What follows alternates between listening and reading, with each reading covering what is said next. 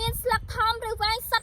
100%សម្រាប់ពុកម៉ែបងប្អូនដែលត្រូវការពូជចសាឡាច្រើនខាងបងប្អូនមានព្រីតម្លៃជូនជាពិសេសហើយមួយវិញទៀតខាងបងប្អូនក៏មានលក់ជាប្រភេទសម្ភារៈដាំពូជចសាឡា